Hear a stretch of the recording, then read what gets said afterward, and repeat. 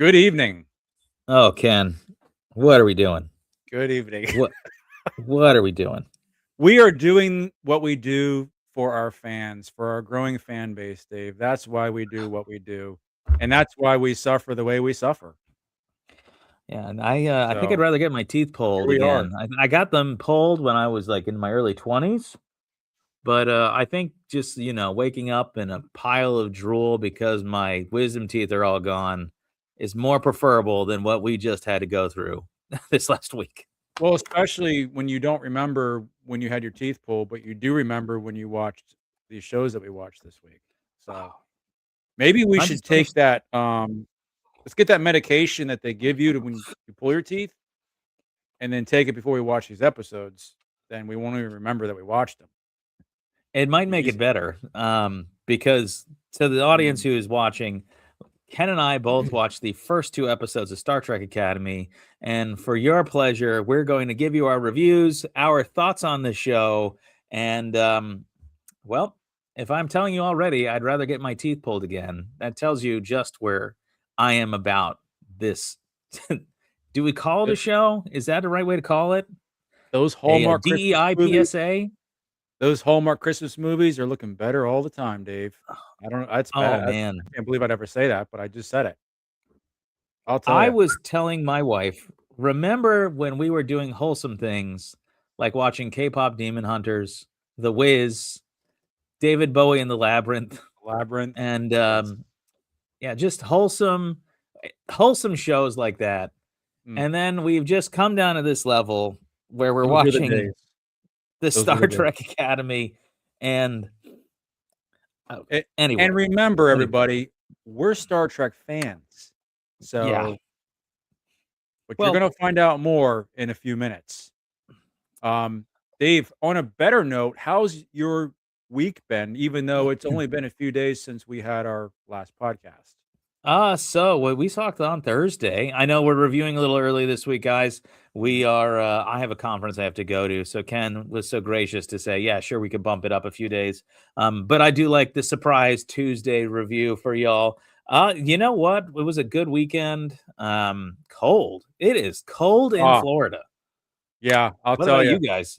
This is, if anyone's watching this up north, um, yeah, it's cold down here. It won't last, but definitely, 37 degrees in Florida feels colder than 37 degrees up north because we have humidity down here year round. Not Yeah. as bad in the winter, but it's still there. So, yeah, it's been cold. I have refused to turn our heat on yet. Although I'm surprised because it hasn't gotten too bad in the house. So I just been resisting turning that thermostat on heat just to see how long I can push it. Um, but yeah, let's see. I've said this before. We have a project car. My sons and I are working on, and we had gotten it to where it was driving. We had some coolant issues. We fixed all that stuff. So my youngest and myself on Saturday took it out on the road, went up the road, got on the on ramp on the highway, and I just pounded it through the gears. Just open it right up, and then went across the next exit, turned around, came back, did the same Hmm. thing, feeling pretty good about it. Got back off the highway down and came onto the main road right before our road. And as I turned on that road, all of a sudden it started sputtering like it was out of gas. Oh no. But it had half a tank. So this week we'll be replacing the fuel filter and the fuel pump. And hopefully then it'll be ready to go and get the exhaust system put on. So we'll see. We'll see. But Okay, so Ken, that's did you the used to change your own oil? Went back at once upon a time? I used to change my oil on all on our vehicles. I haven't done that in years. Now this vehicle, I changed it with my youngest son, showed him how to do it. But it's been a while since I've done it, and I just don't enjoy doing that. If I don't have to do it, I'd rather pay somebody else to do it. But I spent years doing that stuff, stuff like that myself.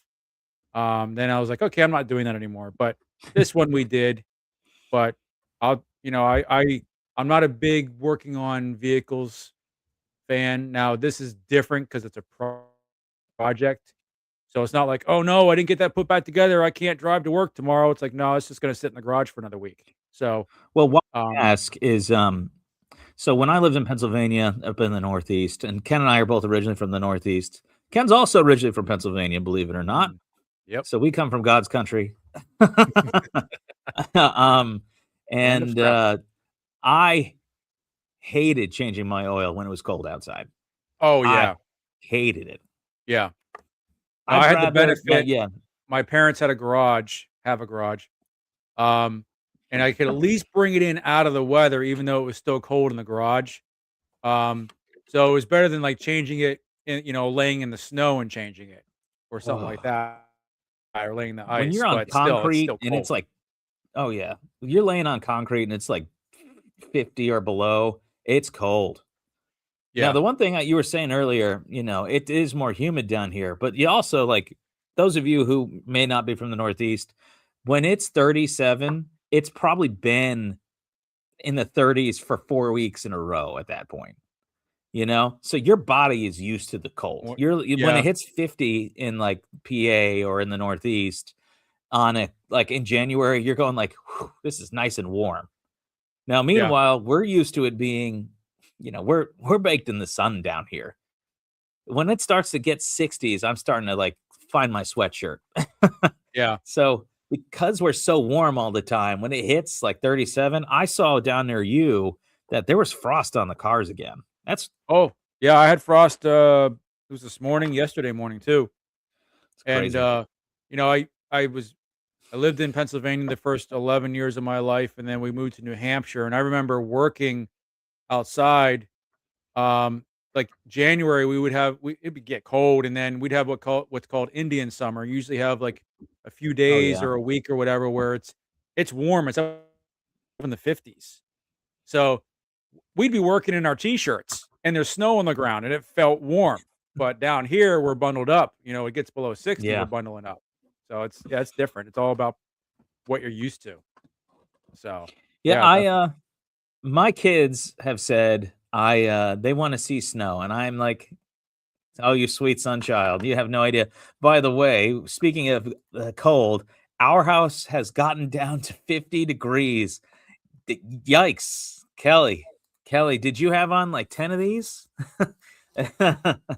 I think one of the reasons why our house has held the temperature as good as it has, because last year we went through a cold spell and I had that heat on, is this uh past year, actually recently, I replaced the rest of our windows, which were single pane, and I did double pane insulated impact glass. And I think that's making the difference because there's Hmm, a big difference between single pane, especially when it really gets cold, and double pane as far as heat retainage. And I think maybe that's why, because I mean, it's been consistently cold even during the day. It'll get up there in the 50s and 60s, but um, this cold spell we've had would normally I'd have the heat on, and I haven't had it on yet. So I don't know. Maybe these windows are actually paying for themselves. Probably not, but at least I can tell myself that. But I won't lie, I cranked up my car when we went out to the grocery store today. oh yeah, Turn the I heat was up. in my truck. Absolutely, I had a winter hat and everything. So crazy. People are gonna think we're ridiculous because we live in Florida and, but you know what? We don't get this kind of cold. Mm-mm. But we do get, I mean, I think down where you are, you guys will sometimes cross the triple digits. Where I'm a little closer to the coast than you are. So, we won't hit the triple digits, but we'll hit 98, 99 pretty consistently in August, July, you Yeah, know? and that humidity makes it even worse because I remember going to Arizona and it was 110. It did not feel as hot as it does here when it's 95. So, because of that, Yep. the heat index. Up This north, you is have this is what's that? I think our house this hit. is my wife using my account. I think our house hit 59. It's been blanket central around here. Yep, I'll tell you. Yeah. And yeah, so it's cold, but it is January. And then I was reading that this weekend it's going to be back in the 80s again. So praise God, I'm Yep. happy for that. It doesn't last, so that's a good thing. Well, Dave, We I could think be, we're it could be worse. There's a blizzard coming through half the country, like a 2,000-mile blizzard going from Texas to Carolinas this weekend. yeah, I it's It's we are crazy. blessed down here. I'll tell you, we're blessed. Dave, I think it's time for our next segment. What do you think? Okay. All A right. drum roll. Let's do it.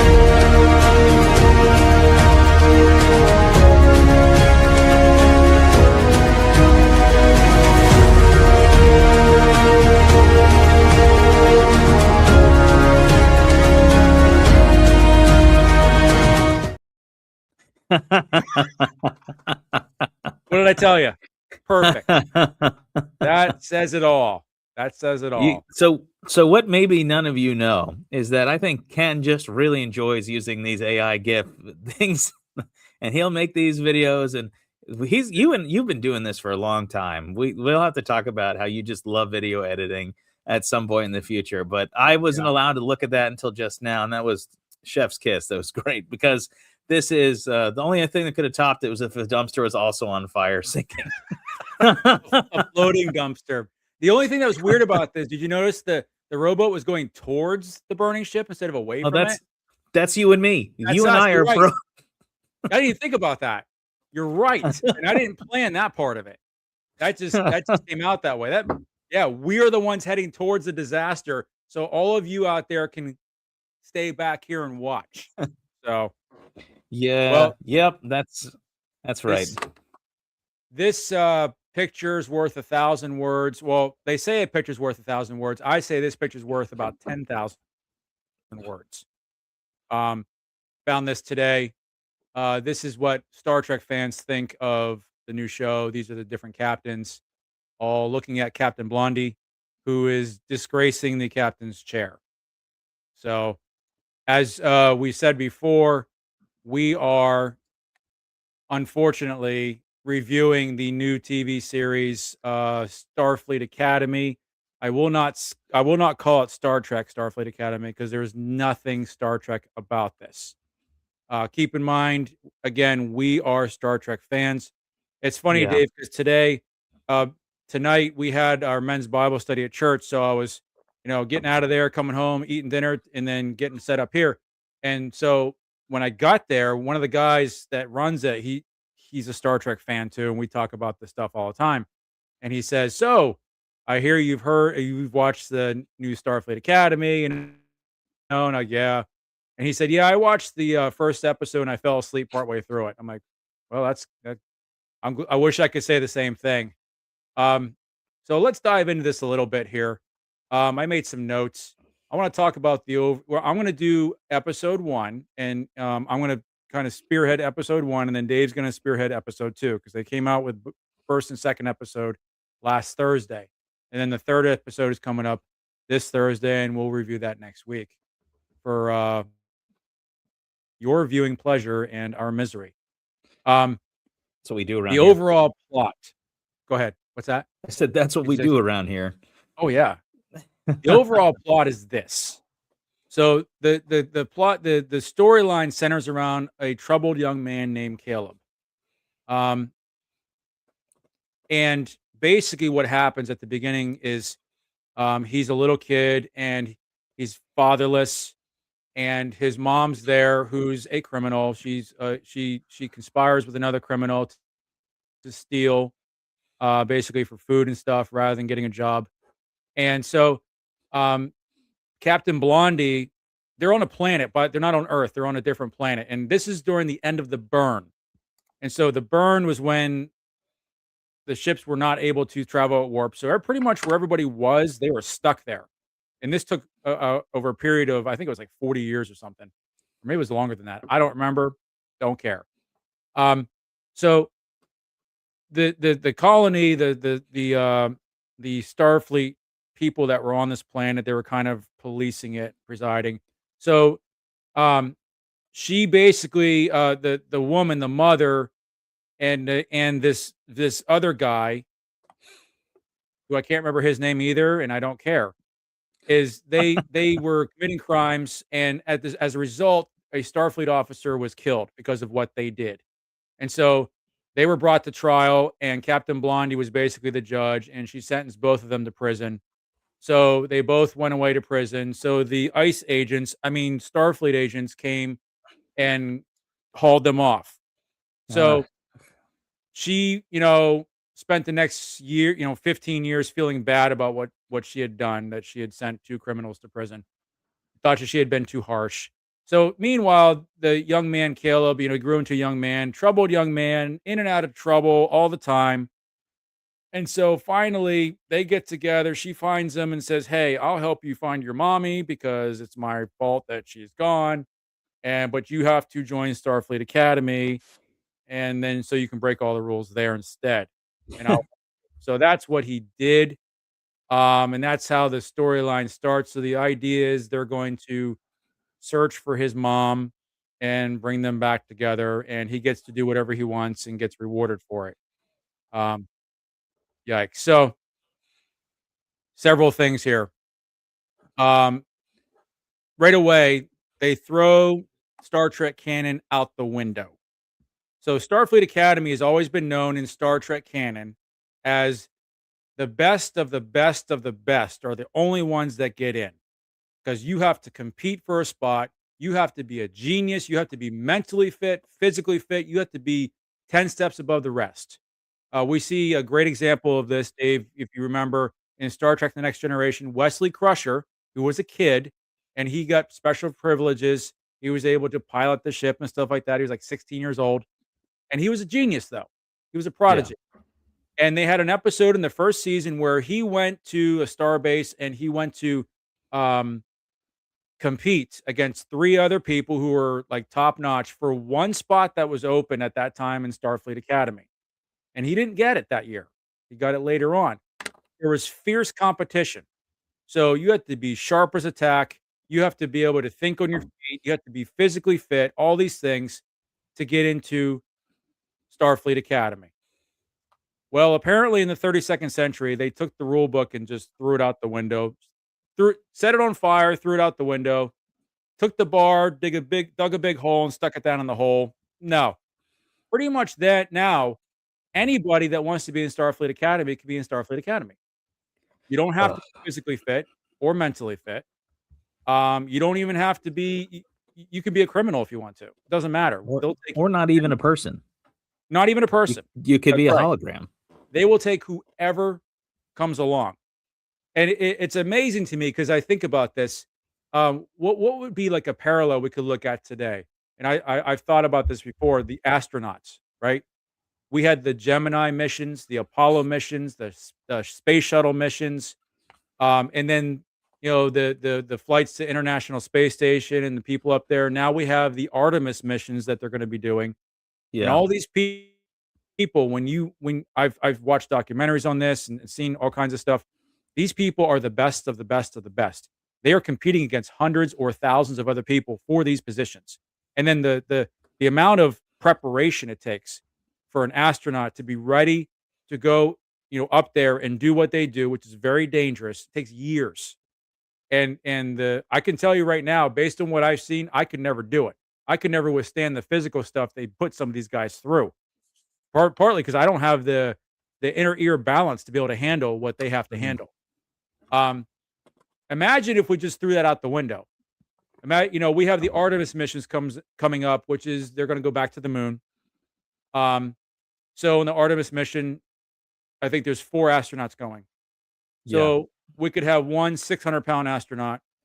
We could have one astronaut that's nothing more than a tree stump. We could have an astronaut that is mentally challenged and can't even spell their own name. And then another one could be a hardened criminal. And let's just throw them up there. I mean, that makes sense, doesn't it? That's a mission that's going to fail. It's like, what's going on? So, but that's what we see in the very few first 15, 20 minutes of this show is anybody is allowed in there. Um, they have like you mentioned, they have a hologram, and the hologram is about as smart as a tree stump. I think she has an IQ of 3. Can we talk about It's her like in a minute? she's a We cadet. got to talk about that Oh character. yeah, we could talk about her. Now there's another one though. the one that kept swallowing her comm badge because she's so dumb Yeah. that she kept, it's like she's even dumber than a tree stump. I think that just blows my mind. And then you have the white man, the only white man that's kind of like in there who's a On the jerk. show? Yeah, who's a jerk. He's a jock jerk, but he's also an alien. That's the weird thing. I could go on and on. I don't want to go too deep into it because the show's not very deep. But something else that we see again about canon being thrown out the window. One of the characters is she's the commandant of the Starfleet, like the chief instructor. She, he, Yeah. it, they. I'm not sure what it's supposed to be, other than it's a Jem'Hadar / Klingon hybrid. Now, the big elephant in the room, besides this person, was that if you go back to Star Trek, the Jem'Hadar are in Their Dominion. Deep they're in Space the Nine. Dominion. They were created by the Dominion in a laboratory. They are literally built and produced out of a biological factory. They are soldiers. They are a version of clones. There's a clone group that kind of lead over them. I can't remember their name. And then you have the Dominion over all of them. So they were the Dominion's army. They're And they don't live that long. hardened soldiers. What's that? And they don't live that long, the They Jem'Hadar. don't live that long, and they can't procreate because they literally come out of a shell full grown, and yet somehow there's a Jem'Hadar Klingon hybrid, which makes no sense. Female Jem'Hadar Klingon hybrid. Yeah, which there are no female Jem'Hadars either. So the thing that really bothers me is this about just the sloppiness of this show, and I haven't even got to the third point on that. I'll give you that in a second. Of everything I've read about how Star Trek is done and the people that are behind Star Trek, and by the way, Rick Berman, who is responsible for a lot of the Star Trek shows from the in the 90s, like all that stuff, he hasn't had much good to say about this show. Really? I didn't know about that. There's also another, I stumbled across this today, and I assume this is true just by what he's saying. I don't know if it is for sure, but there was a guy that I saw on social media that said he used to work on Deep Space Nine, at the show Deep Space Nine, and he was going to do a podcast, I think tonight, about it. He didn't have anything good to say about the show either. But the thing that I've read is whenever they want to bring in a new writer or a producer or a director, if they're not already a Star Trek fan, they take it upon themselves to watch every Star Trek episode there is up to that point to bring themselves up to speed. They're not required to do that, but they do it. Everyone that I've read has done that so that they know what they're talking about. They know what they're going to write about or direct and keep it in line with Star Trek canon. Otherwise, it's going to be out of place. So I'm sure you've caught this part too, where there was a scene where there was a guy, and I'll get to this amazing scene in a second here, but there was a guy that this jock guy that I was talking about who's an alien. For some reason, he had to go outside the ship during a crisis, and he couldn't wear a spacesuit for some reason. I don't know why, but he could wear the gravity boots. So he said, I can survive because I'm such and such for about 8 minutes in the vacuum of space. So he goes outside and he's, and you can see his breath. I'm like, what is he breathing in? There's no air in space. It's a vacuum. So I'm like, the writer of this it was a woman that wrote the first episode. I looked her up. She's done a few little things. She did a series, a 3-season series that was canceled, something I never heard of. But she wrote this, and I'm thinking, did she not take science class? Did she not take astronomy or anything like that in elementary school? There's no air in space. What is he breathing? I think out of the entire episode, that's the one thing that that sticks out the most to me. Like, that is the dumbest thing I have ever seen. That is probably the dumbest scene I've ever seen in any show or movie. That is so out of place and so ridiculous. I felt like I was watching a Mel Brooks production or That would have been an SNL skit. improvement. Yeah, well, yeah, it would have been. the plot of this episode was just discombobulated. That's putting it nicely.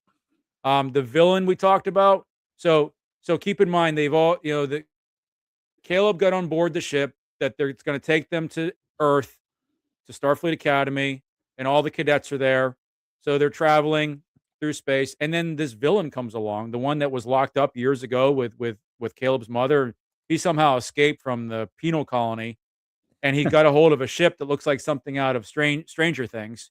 Was played And by he Paul Giamatti. He was Paul Giamatti, actually a great actor, playing Nuss Braca. I think was it. I'm looking up the names as we were saying. whatever his name is. You could tell how much I love this show. But he overtakes the USS Athena, which is the ship that they're on, which is, by the way, the ugliest ship I've ever seen. Ugliest ship. The It looks like Defiant a was better squid. looking. Yeah, it looks like a squid in space. What are the ones that have like the round ball in the front? Those are better looking. I forget what class that is. It was the the Oh, the saucer USS section. Pasteur. That's the one you're talking about. Beverly Yeah. Crusher had one in the future, some future episode. Yeah, that's a better looking ship than the Yeah. Athena. Absolutely. So this action scene takes place where the ship comes in and attacks the USS Athena, and then they board the ship. And I'll tell you this, Dave. I think I've said this before. My favorite Star Trek episodes and my favorite Star Trek movies are the ones that have all the action in them. Yeah. That's why I love like Wrath of Khan so much, and then I like Star Trek Nemesis and the different shows. Next Generation when the Borg were attacking. Those were, in my mind, great, exciting shows. This is the first Star Trek episode I've ever seen with an action scene where I was like, "What is going on? This is dumb. This is just dumb. What am I supposed to think here?"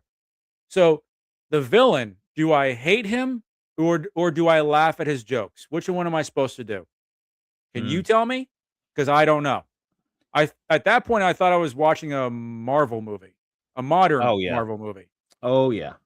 And then all of a sudden, as the Athena's being attacked and people's lives are in danger, the entire crew becomes they're all become comedians. Like everything is a joke. They're telling bad jokes no matter what's going on. I'm like, am I supposed to laugh? I don't get this.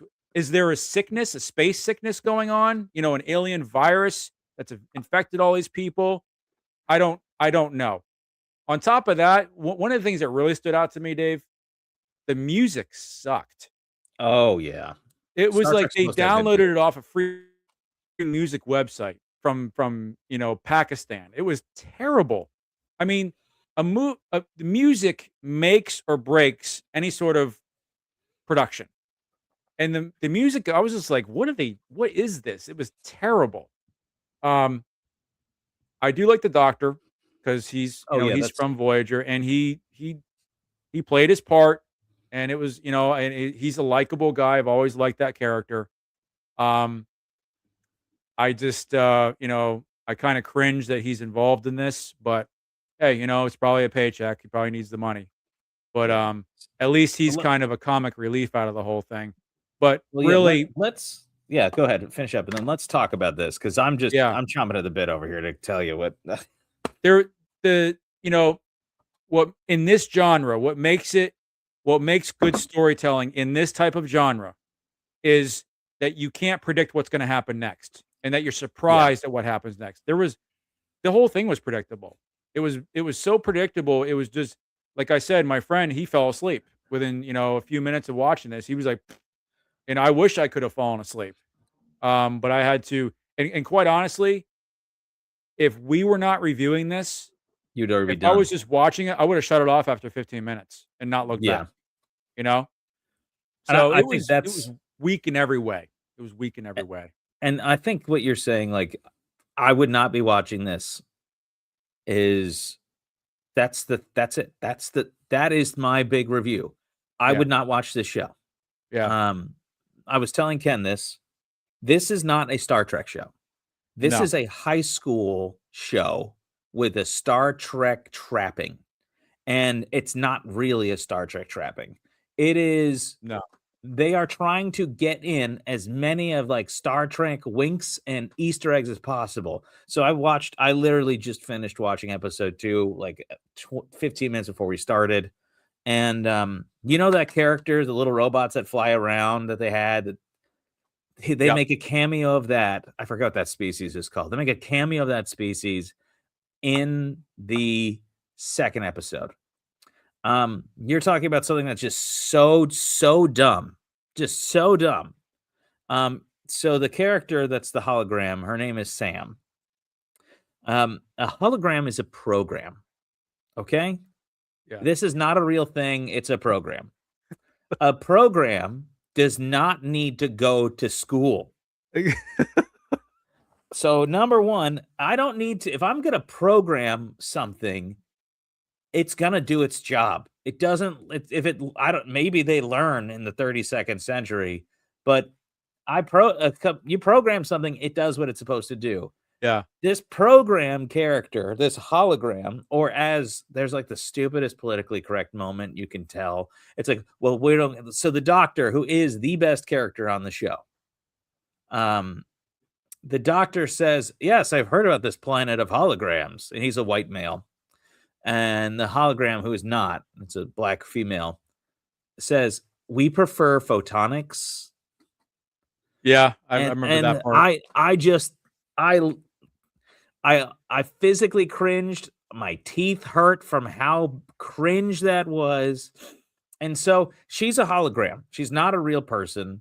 She needs to go to school. She has fake feelings about like being a teenager or a 20 something. No one's really said how old these people are. Yeah. And in one scene, she touches the wall and it lights up and she gets the whole deck corridor to activate. In another scene, when their ship is being taken over by these nanites, she's on the computer typing a bajillion miles a second. And I'm going like, wait. Yeah. Why can she do this and make it work then and then do this to make it work then? Yeah. What was the disconnect here between this characterization? Did they were they drinking? I hope maybe they weren't drinking. I don't know. It makes no sense, the characterization. Holly Hunter, who plays Nala Ake, that's her name, is the captain. So Captain Blondie. she's the one in the chair. She is terrible in this role. She's not I think she's just playing herself. Not a Starfleet captain, nothing. Yeah. Okay, so let me put that screen back up. One thing I will say that I like 2 things on this show, and that's it. 1, I actually like the aesthetic of the deck on the Athena. Why? Because you see the chair looks pretty authentic with a mid-century modern look on it. I like the deck. I just wish that none of the people who were on it were there. You would think that in the 32nd century they wouldn't need people.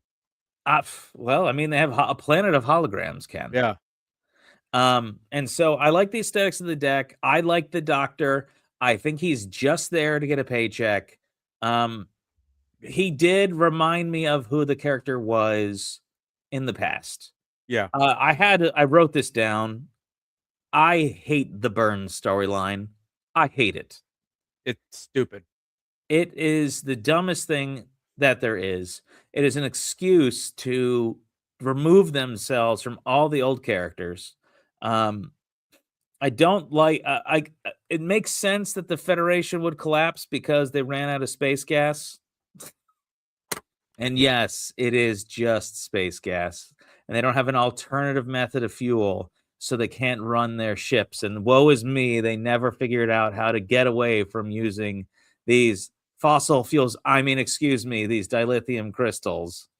And I don't understand. And by the way, does Bajor join the Federation? Because last we knew, Bajor was trying to get rid of the Cardassians, not the women that are the family today. And instead, now it looks like Bajor is part of the Federation in the 32nd century. This is some really nerdy stuff, guys. I'm really sorry. And A lot not can happen in 900 years. I guess. And then we get to the second episode. Betazoid is not part of the Federation, and Yeah, they didn't rejoin. But, which they is didn't wanna just. rejoin once the burn happened. But if you know anything about So, the burn, even Earth left the Federation, yeah, which is dumb. It's just dumb. yeah. And and, so the burn happens. Are the Klingons part of the Federation? Because there's a Klingon at Starfleet Academy? Or I is would that not known yet? assume I don't know. I would Um, assume that's the case, but because canonically the Klingon Empire joins the Federation in the future. I know that. yeah, yeah. But it's just it is the dumbest storyline. Can I say that the Ferengi are wrong?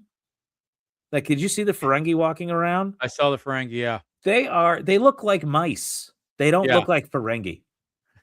Um, I'll say this, compared to what they did to the Klingons for a little bit, I'm glad that the Klingon character looks like a Klingon.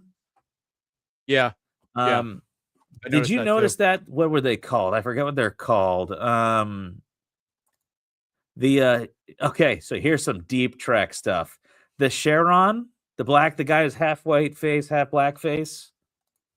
Mhm. So when that's from the original series, Yep. when Kirk left, they were all dead except for two men who hated Mhm. each other. Yeah. And somehow there's a female student after there's only two of them left. I'm How did surprised she it's not show up? a Jem'Hadar, hybrid mix in there too, you know? So you could keep going down the line of just dumb things. The ship is the ugliest ship, and this is not a Star Trek show. This is No. for somebody who wants a high school TV show Yeah. that's disguised in Star Trek trappings. It is not made for people who actually like Star Trek. No.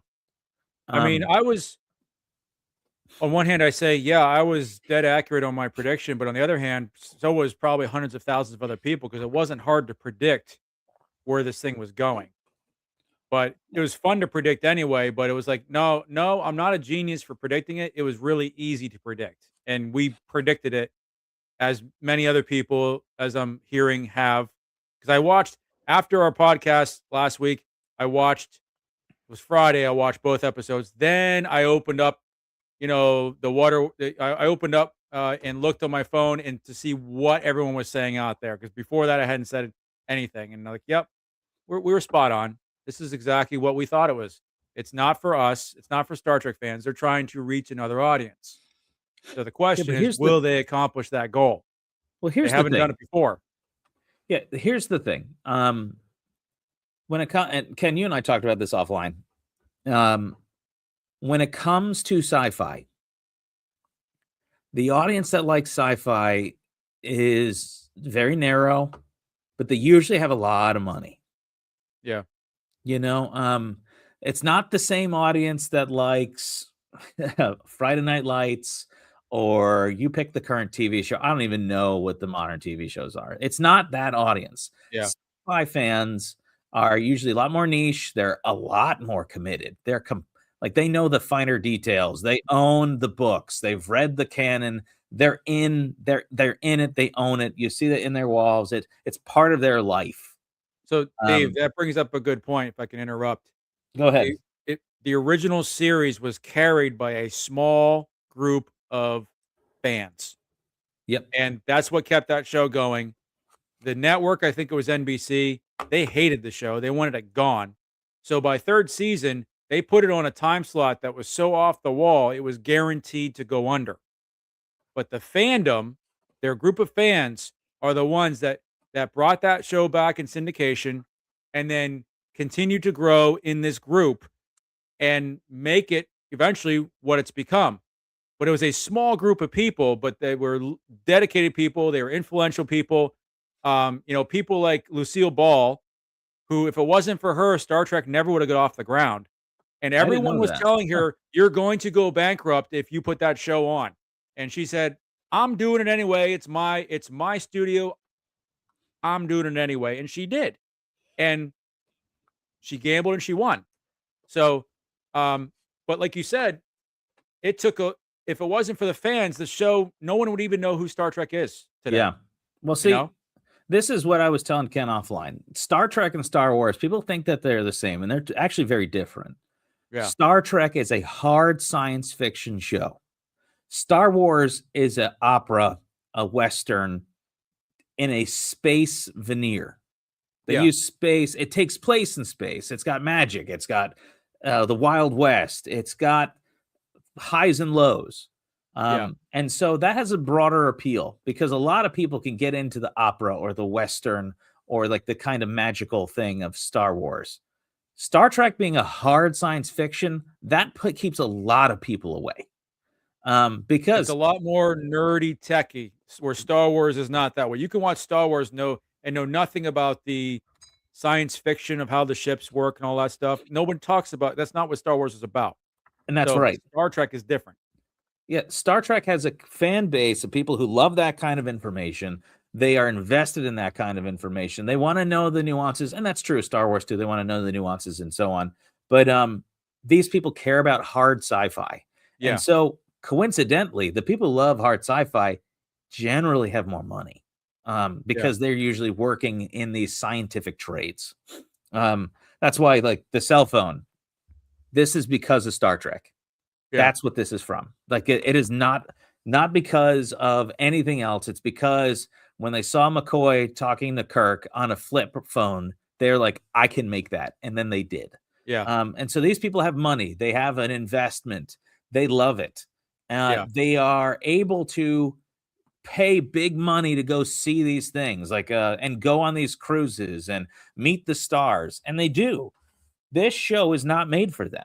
This show is made to try to get, I hate to say it, like a casual TV show watcher. Right. It does not have anything to do with the serious fans. The serious fans are gonna tune out, and what they're gonna do is they're gonna take their money. This show is gonna crash into the ground because the serious fans are probably really turned off. Um, Yeah. this is something in which, like, I mean, Ken, you and I share this with our children because we love it. And Yeah. my kids are too little, but I know for a fact that your kids love it too. Yeah. And it's because of dad. And that's Yeah. how this gut spreads on. And then what do they actually, it's funny. It gives them a taste for understanding sci-fi. In fact, they'll watch other sci-fis. That gives them a taste for technology and the positive view of the future, which Star Trek has. Yeah. If it goes to this thing where it's just a TV, it's just a high school TV show disguised or in the veneer of Star Trek, no one's gonna watch it. Yeah. Because what if I'm gonna watch a high school show? Why should I watch a space high school show? Yeah. And then you add you I oh man. So you more so than me. I was never really into it, and I've really just walked away from it. When they started to Marvel-ify Star Wars, like put the stupid Marvel jokes in Star Wars, that Yeah. pretty much ruined it. Yeah. They are doing the same kind of Marvel jokes in Star Trek in Yeah. order to do the same thing. And Star Trek it's a serious show. It takes itself seriously. Yeah. And Yeah. that doesn't mean it isn't funny. There are funny moments, but that it's a different thing. It's got weight, it's got gravity to it. That's sorry for the pun. And that's why, like when Ken was saying the music sucks, the music is good because it's supposed to be more than just a couple of chuckles at a weird bathroom joke. Yeah. You Yeah. know? It's really yeah, and it's like the funniest moments in Star Trek have been moments that were written in a way where what's going on isn't supposed to be funny, but it is funny. But Yeah. when you're sitting there trying to make a joke where it doesn't belong, it's not funny, you know? Yeah, Especially when you yeah. keep telling it over and over again, you know? Oh, It's oh not it yeah. doesn't work. You can't force a joke in there. I'll quickly do my thoughts just on the second episode since it's very Yeah. fresh to me. I just here's just some of my freeform thoughts I took down as they're doing it. I miss the stacks of tablets that they had in Star Trek Next Generation. They just like keep. I don't have a tablet on me. They just keep giving Picard tablets, and he'd walk out of the room with 6 tablets in his hands because Yeah. they don't have books. Now I miss that. They try to rope in this political drama of Betazoid rejoining the Federation or not rejoining the Federation. Why would they do that at Starfleet Academy? Wouldn't they do that at the Capitol where the president's Yeah. negotiating with the I couldn't president of the figure that out. Why Federation? are all the cadets there? That doesn't make any sense. Yeah. Yeah. Or like I wrote down the note, the Ferengi are just wrong. It's just High School Musical in Yeah. space. Why is there a separation between the War Academy and Starfleet Academy? Yeah. Let's see what else. Oh yeah, I just have written down I have it highlighted in my notes. The Burns storyline is the dumbest thing in the world, as I just stated. Stephen Colbert is the dean on the voice for the come and get your macchiatos out decks, blah blah blah. Stephen Colbert is Okay. so annoying. Yeah. I just That was can't stand it. yeah. I Yeah. I despise the hologram character.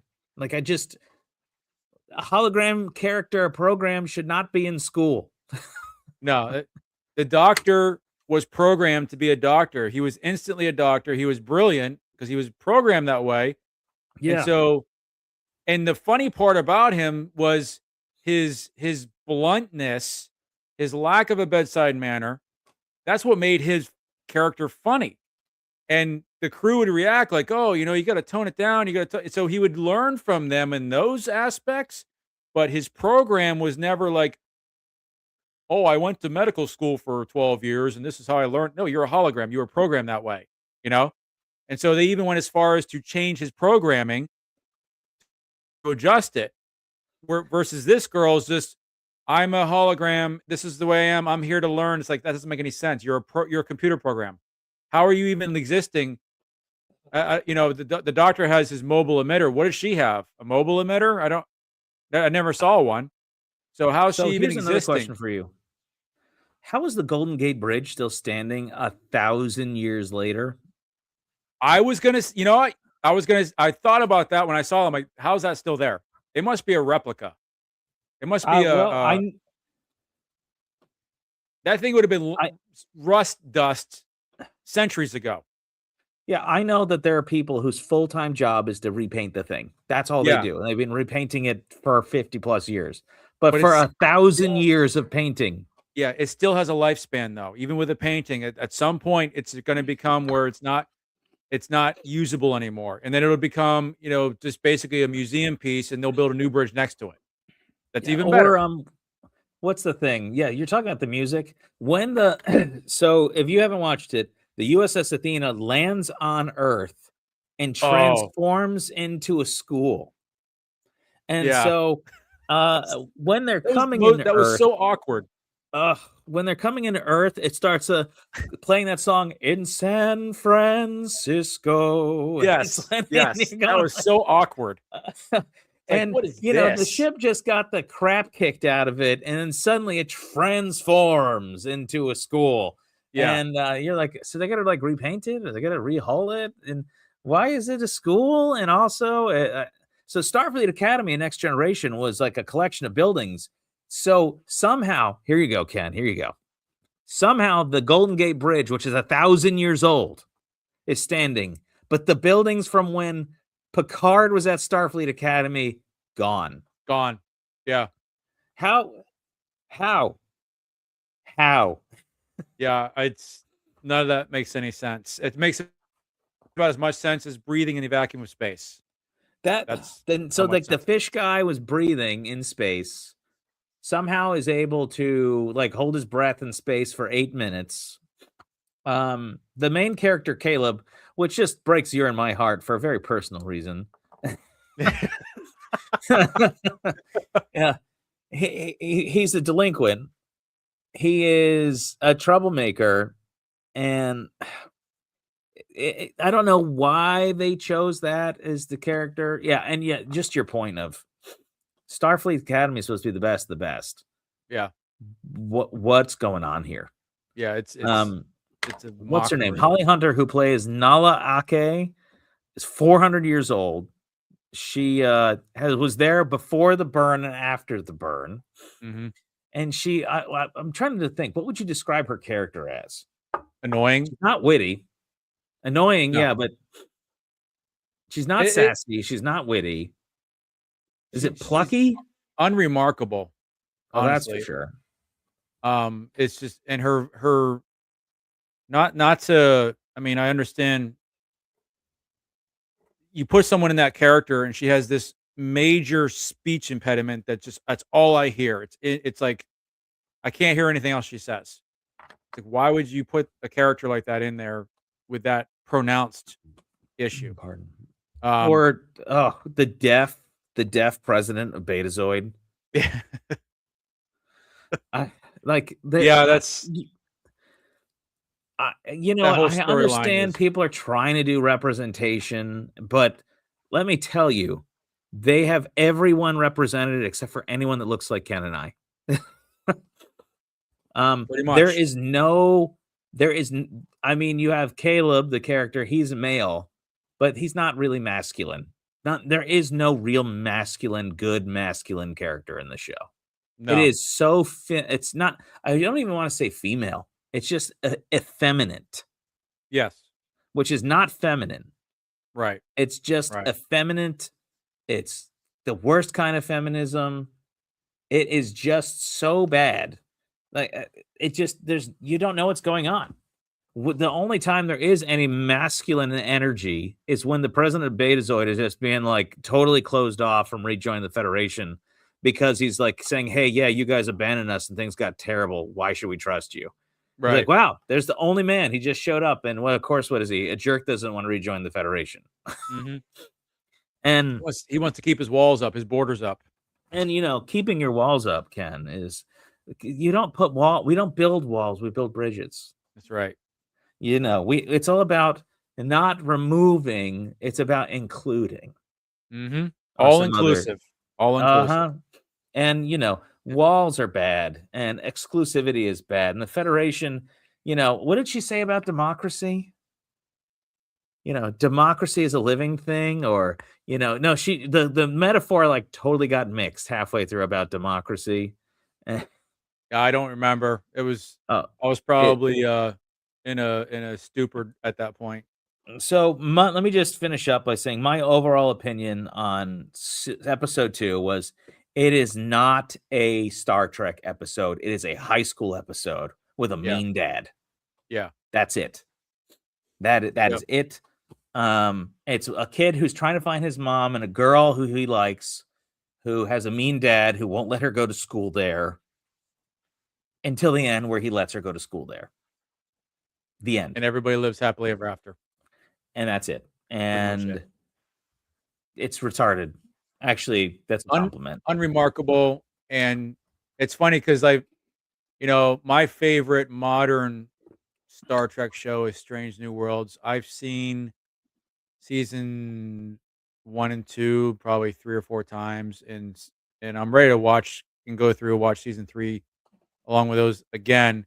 And yes, they have their highs and lows, but I can watch an episode and be excited to watch it again.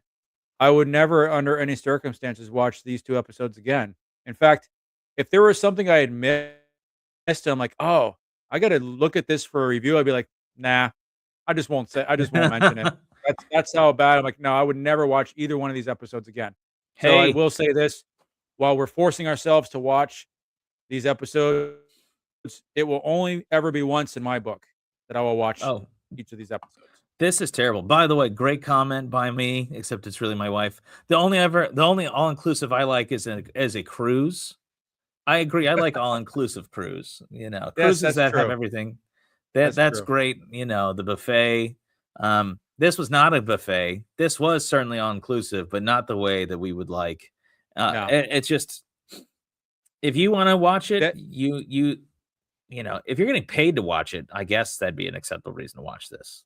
But it's just not worth your time. depends on how much To depends on how much you get paid. That's how I look at it. Well, we're doing it because we just love everyone who's watching.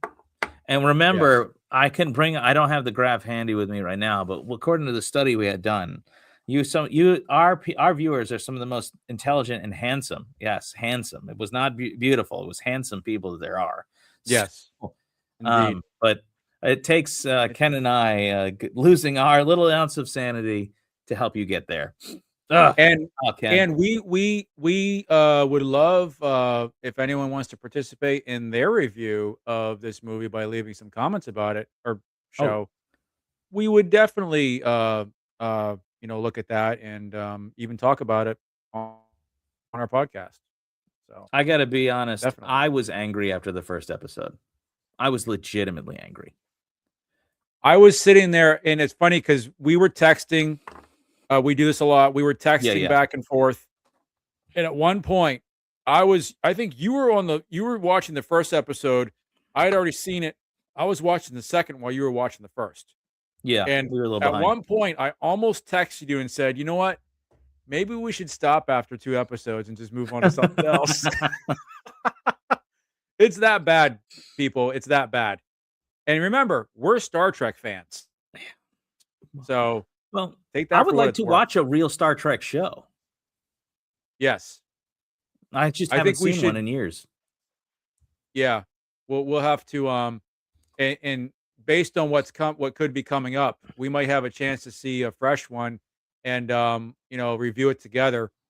We could go back and review stuff that's already been done, but I know they're in the works working on a couple of possible shows that might be interesting to watch for Star Trek. So we'll have to see how that works out.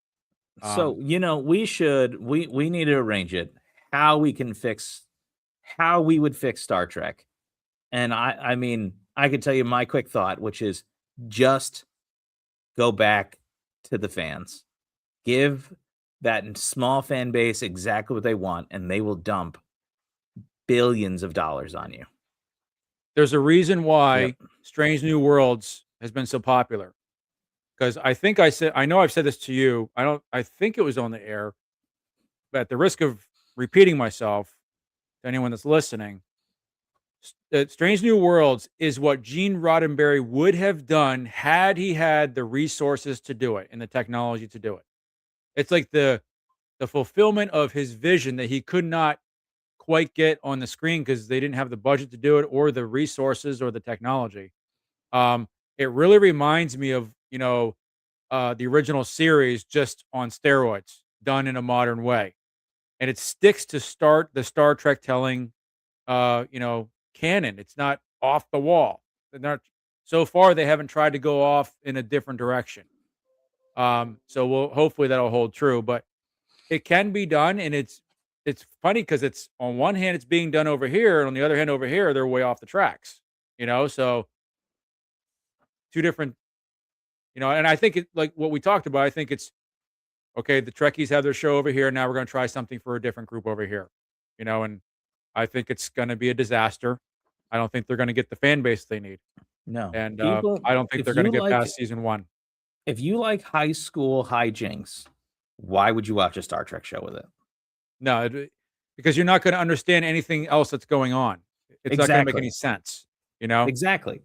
Like, why is that So, guy half blue, half black, half white? Why is that girl green? yeah, Like, why not just have, Freedom High and fight, Liberty High and yeah, that you would get the same thing. And yeah, you wouldn't have to explain the weird dynamics. And there wouldn't anyway. So, yep, yep. wait, you guys are Star Trek fans? Oh, yeah. We're Newsflash. actually we're all inclusive here. Yeah, We're we like everything. we like everybody. All shows uh, are all shows. Well, hey, I think let's finish up with something that a little more positive. And by the way, Ken and I might be very critical. Y- the we're you the critical, things so you don't have to be. well, but also you're hardest on the things you love. You know what I mean? Yes, And yes. like this is something that we both care about. And As silly as that sounds, it's true. And that's okay. But It's yes, okay you're to right. like things. Yeah, And the thing is yeah. that these people are, I think, and this is where we don't have enough tinfoil. I think they're They're purposely trashing. doing this. Yeah, they're trashing it. Yeah. So This is going to ruin the series for years. Yeah. And it feels like they're doing it on purpose. And that's Yeah. why, like, you hear people going like, "Come on, isn't just a TV show?" Well, TV shows teach something, and they say something about our culture, and they say something about us, and what they're saying is nothing good. Sta Standards So don't matter. yeah, so That's we just want to see something that is good. We want to share good stories with our family. We want them to have, and we want to enjoy something. And I don't know about you, Ken. When I watch something, I want to watch to check out, not to check in. right. Mm. Yeah. So, Well, and speaking of something good, let's move on to our last segment.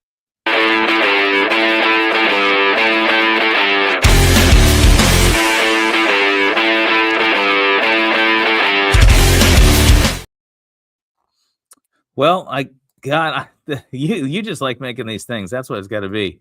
They're actually really good. Thank So you. I just wanted to talk about, and I'll probably do this the next couple weeks, looking at the promises of God. The one thing, like, we're both lamenting and how they have changed. They're just trying to destroy or change Star Trek. God's promises can't change. God's Right. promises endure, Yep. and they're steady. And so we're going to look at God's promises the next little while. I'm just going to bring up a couple things about God's promises, and we'll keep going through this. I'm not going to really sit here too long tonight, but God's promises are irrevocable. Uh, I don't know, but Ken, have you ever met somebody who kept the word 100%, or have you? You No, I don't think try, so. like, I I try to keep my word Oh, 100%. yeah, yeah, I try. I mean, as far as meeting people, I mean, I've met some people that have kept promises to me, but that doesn't mean they've kept promises to everybody. Yeah. But Um, the and I've thing met some is people that that, don't keep any promises. oh well, yeah. The worst is not people who don't keep any promises. It's the worst are people who break them. Yeah, yeah, A person who's not a promise keeper, or you know what you're getting into. A yeah, person that makes a promise and breaks it, that does so much more hurt than I think anything else. yeah, But when God makes a promise, he keeps it. And so, like in the book of Numbers, it says this: God is not a man that he should lie, or a son of man that he should change his mind. And will he not do it, or has he not spoken, and will he not fulfill it? So when God makes a promise to you and to me, he keeps it. Uh, yeah, which is why when Ken and I are Christians, we trust the God of the Bible, who's Jesus, because he says what he's going to do and he does it. He doesn't change based on culture, and that's what's killing us about Star Trek right now. It's so timely, as opposed to how it used to be, which was timeless. Like, you could sit down and watch any episode of Next Generation, and yeah, there might be some hokey like 90s, 80s things, but the episodes will speak constantly because they are outside of where we are. yeah, What you see in these new things, it's a high school show, but that's high school today, and it won't be high school in 20 years. right. With God, on the other hand, God does not change. God does not lie. God can't change his mind. He doesn't want to change his mind. He doesn't need to change his mind because he's perfect. So when God Yep, makes you a promise, an easy promise would be that he who began a good work in you will bring it to completion of the day of Christ Jesus. So, like, if you're a Christian and you're not sure about your salvation, or if you could lose your faith, he who began a good work in you, it says, will bring it to completion in the day of Christ Jesus. Will is not a may or a possible. Will is a will. It's a, yeah, if I said to Ken, I will give you $20, he came up, he'd be getting the $20. It's a promise. It's like a check that is backed by the bank of God. It's yeah, a will. And he can't change his mind. He doesn't need to change his mind because he's perfect. Um, you see it again and again, that because he makes these promises, they keep going. Again, that's the Old Testament. In the New Testament, Titus 1:2, in hope of eternal life, which God, who never lies, promised before ages began. God, when he makes a promise, he is going to keep it. And that's mm, Paul quoting back into the Old Testament, because the same God of the Old Testament, when Numbers was written, it was Moses. Paul's just quoting Moses there, saying, yeah, this is, and what is yeah, Paul saying? He's saying that Jesus is unchanging and never lying. And so when Mhm. you're looking for something to trust, a promise you can hold into, God is absolutely trustworthy. Um, it is impossible for God to lie. That's Hebrews chapter 6, verse 18. You can flee, you can run to him and be safe in him. It was the Bible calls God like a strong tower. And so Yep. if you need a place of refuge for your soul because just life is just in kicking you when you're down, he is a place that is safe for you to go to trust in, to sit in, to be protected in. Just another thing we're seeing about God's not a man that can lie. Naturally, if you want to trust God and you're looking for his promises, God is unchanging. Yeah. Let's see. Here's a good psalm for you. Psalm 110:4. The Lord has sworn and will not change his mind. That is God. He will not change his mind. He Yep. doesn't need to change his mind. Makes perfect decisions. He makes perfect judgment. And that's something that's outside of our wheelhouse. We can't understand perfect because perfect is perfect. And Yeah. perfect by definition doesn't change. Sin is imperfect, and that's why it's constantly changing and revolving and changing all around. I'll finish with this one. When you're wondering about God's promises and God says that he's a safe tower, know this about God. God actually has the power and the will to make it good on his promise. If I promise my child I'm going to lift 500 pounds, I don't have the ability to do that. Right. Um, I don't have, or if I promise my child I'm gonna like play all day tomorrow and I have a terrible night's sleep tonight, I might not even have the will to do it tomorrow because Yeah. who knows what can happen. I might make a promise and I might wake up sick as a dog, and I am thereby a promise breaker. And people notice. But God is able to keep his promises. Romans 4:21, fully convinced that God was able to do what he had promised. God is fully capable. Isaiah 55:11, so shall my word be that goes out from my mouth. It shall not return to me empty, but it shall accomplish that which I purpose and shall succeed in the thing for which I sent it. When God says he's doing something, not only does he do it, but it happens and it happens successfully. Mhm. Looking for someone to trust in, when you're looking at these promises of God, they're going to happen. They're going to occur. Let me finish you with a promise you need to know. Jesus says that he shall come back for us. We have been waiting 2026 years now, give or take. But he said he'll do it, so he will. You can ask Ken, you ask me. There are promises in the scripture that he and I have cashed in on repeatedly in our lives that God has consistently delivered us to and given us. Mine, Mhm. for instance, the one I keep cashing in lately, I have very young children. Um, Sometimes I feel like I'm not patient enough. And so I ask for peace, the peace that surpasses all understanding, so I can love them well. And let me tell you, I promise you, he will give you that peace that surpasses understanding. He will do it so fast that you can't even imagine it. And like for me, I'll ask God for that peace that surpasses all understanding. And sometimes it feels like literally something is coming around me and holding me.